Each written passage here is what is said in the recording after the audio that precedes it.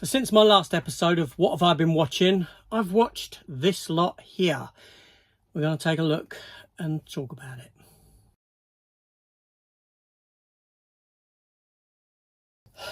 Hello everyone, welcome back to the channel. Welcome to another episode of What Have I Been Watching from the collection, the physical media collection. And yeah, we're going to get into it now. I'm going to start with the first title. Now, I did review this when it came out and I have watched it again since. And it is Predator Killer of Killers, a steelbook that I've got there for it. Yeah, I bootlegged it. If it does get an official release, I will replace it most definitely. But I got a bootleg, I got a steelbook done for it. Now I'm not going to talk about this one too much. I thoroughly enjoyed it. I didn't think I was gonna when it first started, when it began, when I got into the second story. But it all came together for me at the end, and I thought it was actually great. And on a second watch, yeah, fantastic. Sorry about the yawn there. Bloody hell. So I'm not going to go too much into that one because, like I said, I did review it at release. So next up we have American Pie 2, the unrated version. Yeah, I sat down and watched these as soon as I bought these. As soon as each one comes through, I'm watching them. Although I don't know whether to watch a reunion yet because the wedding's been delayed, so they've come out off kilter, not in order. So I don't know if to wait for the wedding and then watch a reunion, or does it really matter? I don't know. But anyway, American Pie 2.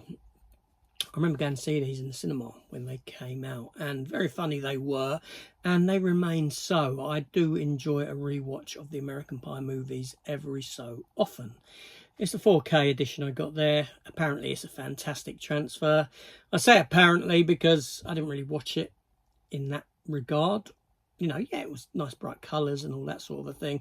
I didn't really pay no attention to the picture quality. I just watched the film without really thinking about it, if that makes sense. Because, to be honest, if it was a Blu-ray edition only, that's what I would have picked up because, yeah. But, you know, he's got some very funny moments in them. What can I say? I like the cast with the exception of Kevin Kline. Is that his name? Kline or Chris Kline? What's his name? You know, the one who's in Rollerball. He's such a poor actor, he really is. But yeah, a thoroughly enjoyable film nonetheless. Next up, we have the 4K version of Sky Captain that I sourced this month. And do you know what? I haven't seen this film in a long time. And wow. Well, yeah. It is so much fun for me, as you know, this I love this film. I love, you know, I'd forgotten all about it. I mean, it's not a film I watch often on a rewatch. I don't know why, because on this rewatch I just adored what I saw. I adored the sort of Flash Gordon-esque, Buck Rogers-esque kind of style to it. Now, as for the 4K transfer, I'm not entirely sure that the 4K transfer actually works for the film or not. Whether it highlights a lot of the, you know, the issues with the effects, because it is quite an old film now, and it's all done, all the backgrounds are special effects, all this sort of a thing, back when that was a big deal. Do you know what I mean?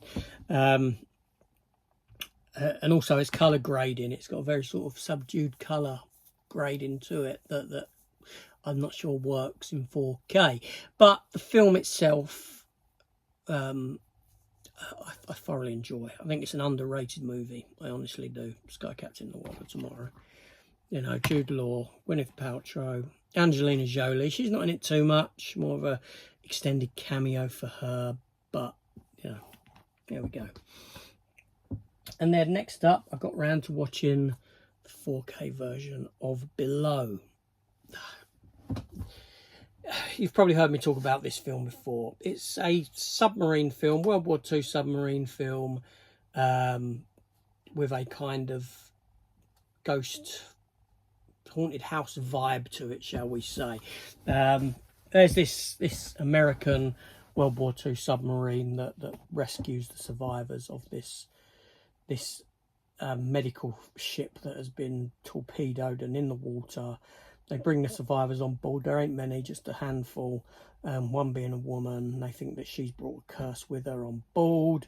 But there's a lot more going on in the backstory of this submarine and what's happened before they've come on board, and things start going wrong, awry, ghostly apparitions, this sort of a thing. It's directed by David Twohy, who brought us Pitch Black and Riddick, those films. And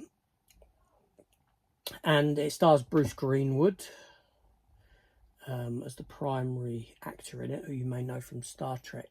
The newer Star Trek films. He plays Christopher Pike in the films, the first two films. I think he dies in the second one, doesn't he? For me, this film just works. It looked great on 4K, I'll give it that. But I think, again, a film that is so underrated that just most people have missed. And, it's subjective, isn't it, anyway? Film that works for me might not work for someone else. But for me, Below is certainly one that really does work. I love this film. I love this film. Ever since I first saw it, when I first saw the first trailer, when I first heard about it, I was intrigued, to say the least. That's that. Then we have The Nice Guys. I'm trying to watch stuff as I pick them up now, rather than stick them on the shelf and they go unwatched. The Nice Guys from about 10 years ago. Russell Crowe, Ryan Gosling, directed by... mate, you directed The Predator and Shane Black. That's just how we reach Shane Black. Yeah, Shane Black, The Nice Guys, set in the 1970s. It's about these two detectives who kind of come together and start working together on the murder of this porn star, trying to find this girl who's on the run, played by the girl who's in The Substance, the one who played Demi Moore's younger self, Andie MacDowell's daughter. And it's a general Shane Black kind of movie. It's got some great character moments. It's got humour between the characters and this sort of thing that helps drive the movie.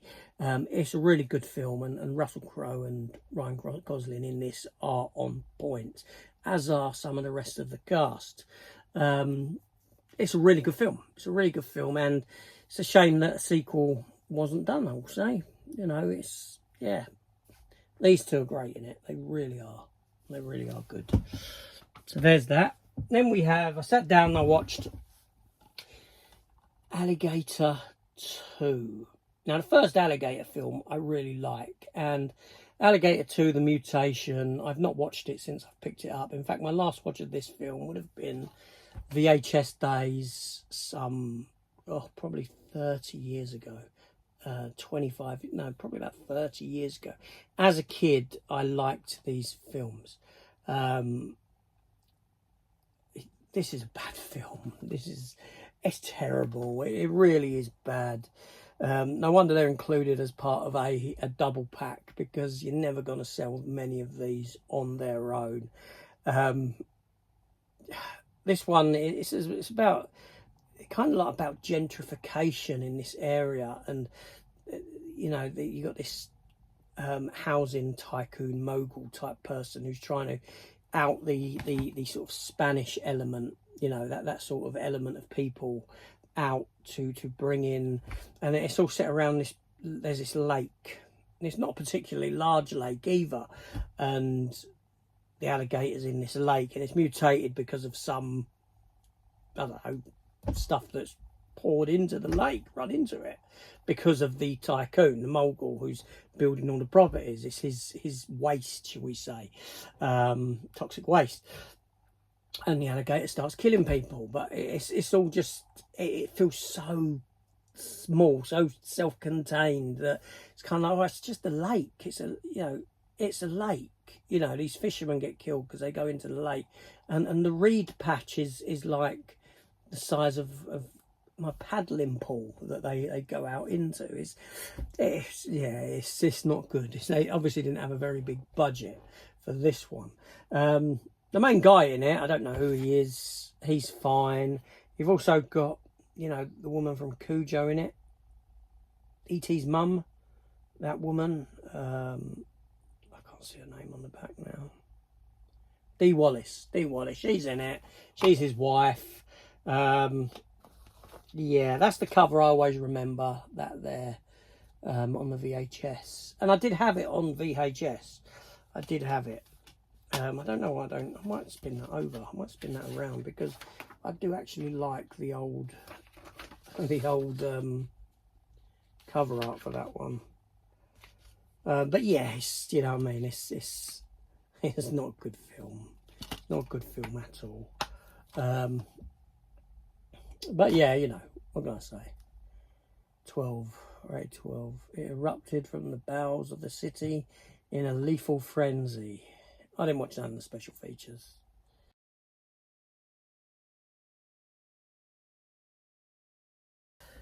Then we have another naughty bootleg in the form of Never Say Never Again. The Eon cut. 40th anniversary Eon cut of this movie. Now, I have done a full review on that cut. There's actually 2 cuts in it. Another one called the McClory Again cut, which I didn't bother with. Didn't bother watching that. I was interested in the 40th anniversary Eon cut. And as fan edits go, it's a fan edit made for non-profit. You can search it out online somewhere and find it watchable like that. I didn't. I sourced mine in a naughty manner, shall we say. But yeah, do you know what? I would never go back and watch the theatrical cut of Never Say Never Again, which I do have on Blu-ray around the corner and with the other James Bond films, because wow, the job that they have done here on this, and a lot of it is re-editing the sound and editing out parts of the film that didn't work, and it brings the film in at a shorter runtime. So gone are certain scenes. Rowan Atkinson's first appearance gone on the cutting room floor, and yeah, that was pretty awful, that scene. Do you know what I mean? Rowan Atkinson shoehorned in there for a little bit of humour that didn't work. And the musical score has completely been redone using John Barry's music from other James Bond films and other films. And there's actually elements put into this film using clips from other films to extend stuff, like with the airplanes and the bombs and things like that. It's just one of the best fan edit cuts I have ever seen, alongside Alien 3 from Project A34K. Yeah, it's really good, really good. I mean, it was great to see Sean Connery back in the role of James Bond, an older James Bond, so it does something different in the, you know, say what you want of the film itself. It's great to see a sort of older James Bond at work, you know, in sort of more of his formative years. Yeah, it was a good transfer. They've done a good job on it. What more can I say?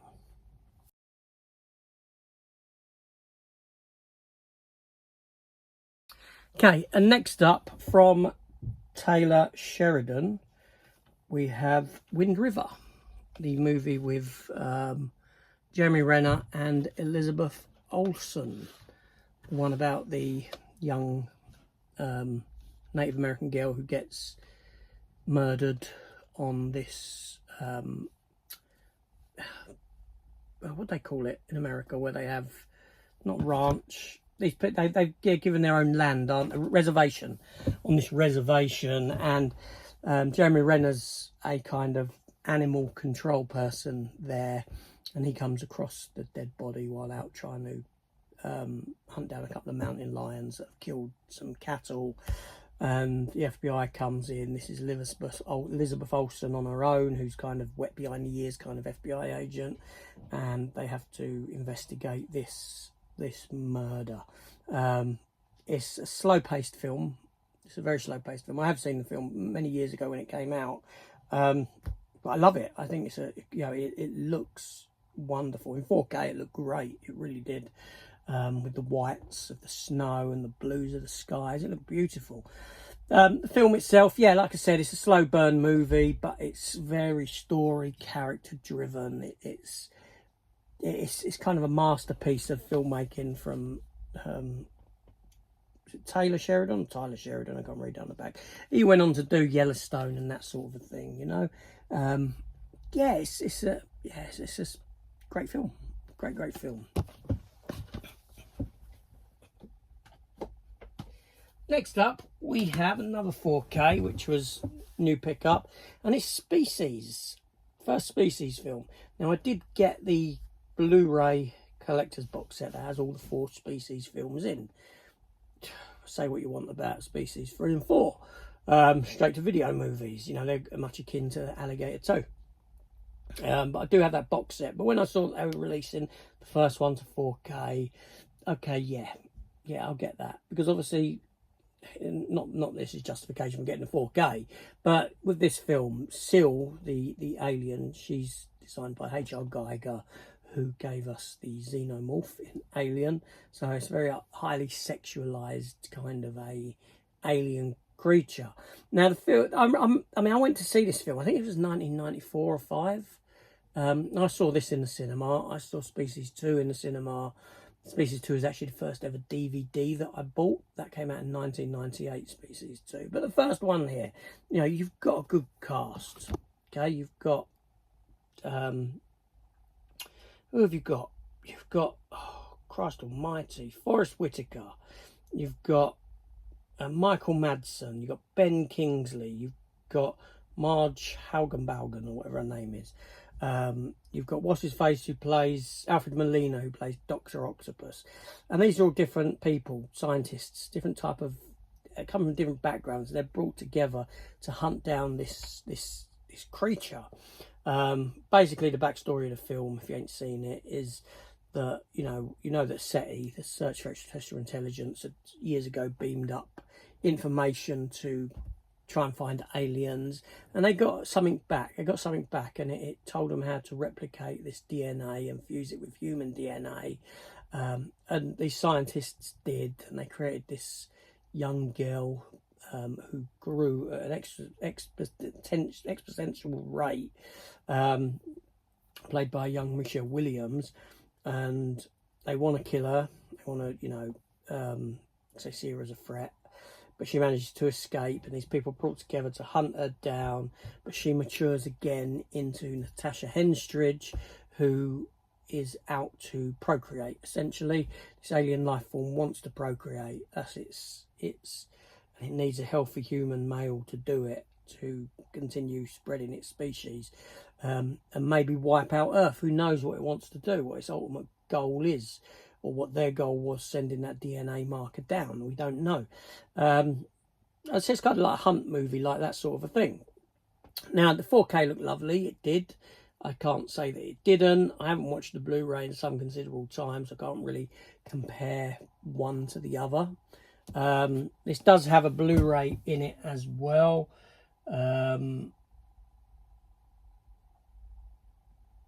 Look, high definition 1080p. So it's a high definition 1080p Blu-ray disc. Doesn't say whether the Blu-rays actually.